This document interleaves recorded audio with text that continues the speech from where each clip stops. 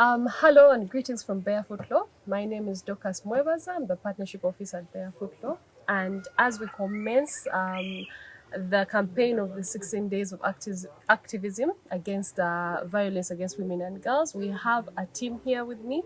Part of that team is someone very key to our topic that we'll be discussing today. That's economic violence against women.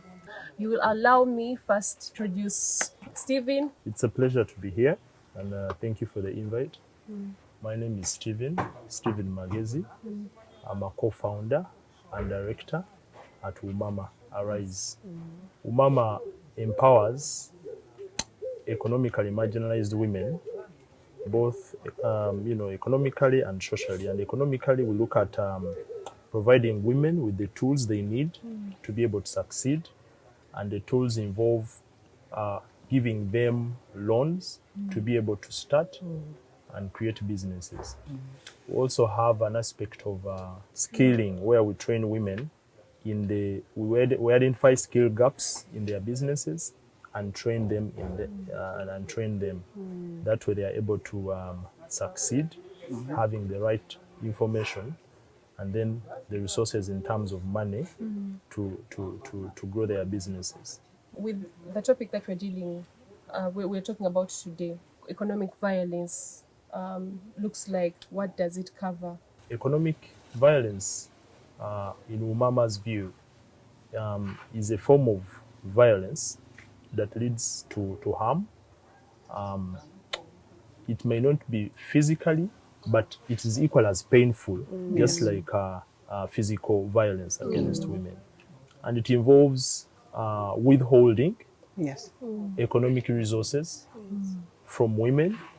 It also makes sure that women do not participate in its acquisition of property or have their property that they have acquired over time damaged or taken away from them. It involves income that has been earned jointly being used by the husbands or men without the consent of the women. It involves men or their husbands refusing them to attend trainings that are intended to train the women to be more resourceful and be able to come out of poverty. And also, economic violence also comes in the form of it's also systematic, where women cannot easily access formal sectoral credit, for example, from banks. There's a cultural aspect of it, but also there's a systematic one, where banks ask for collateral. And since culturally women are not having these assets to take to the bank as collateral, the bank systematically becomes also a hindrance for their success. And so UMAMA exists actually to provide that credit where it is due, to make sure that these ladies or women groups access credit even when they don't have collateral security. Another form of violence, I think, also involves that is economic. It happens in the early stage, and it's cultural in nature, where boys are given much more attention when it comes to accessing education. And so when a girl is denied education at the earliest stage, chances are they may not end up in a well-paid job. And so, we have equally of late talk where men are insisting, I need to get married to a highly educated girl. And so that means if the families have not been taking these girls to school at an earlier age, and they end up not getting enough education, chances of them getting a suitable partner also dwindle. And chances of them suffering economic violence high, because they're not getting to well-paid jobs. And that's why of late we see a lot of girls on the airports flying out of the country to go and do labor in the Arab world. And that's a clear indicator that our girls and women are suffering a form of economic violence. Just like I said in the beginning, it may not be felt, just like physically, Yes. but it is equal as painful, because these girls, when they come back, they speak of untold violence against them, vented against them by their employers. And so the existence of an organization just like us helps to address the situation at its initial stage.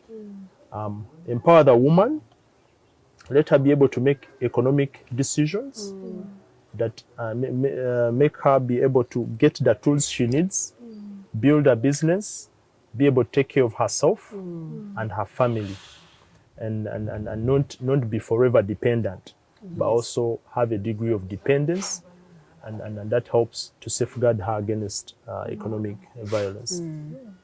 With the work that you're doing, what your earliest memory of this type of violence was? And maybe did it lead you to working with women and trying to empower them economically? So what would be your earliest memory of economic violence? Earliest memory was actually with my family. I've literally grown up under the support of a single mother. And as children, I think there are decisions my mother should have made had she been in a better financial position. But she couldn't. And so we were thrown from home to another. We were under abuse physically by our uncles and aunties. And it played down on her dignity, you know. She was well known for putting on one single cloth, and people identified her by the color of her clothing. And so that's a form of violence that is psychological and can take a toll on a woman. But in all that, I could see the resilience she had to make sure that we came out. Yes. And she did all the odd jobs she could to be able to support us and stay in school. And so at the inception of UMAMA, when we were birthing this idea, I thought that there is a woman out there who equally has a past just like ours, Yes. our mom, who is working so hard, but needs someone to support them, to come alongside them. And I said, well, I think we could start up something that can support women to sustain their resilience. Because as you know well, the 55% of income earned in a home is because of a woman is working, whether a paid job or unpaid. Yes. They contribute 55% of the well-being of the family. And so I noted that women are a very instrumental tool for the well-being of the family combined. And so that's how we went on to start UMAMA, to attend to the plight of an economically marginalized woman.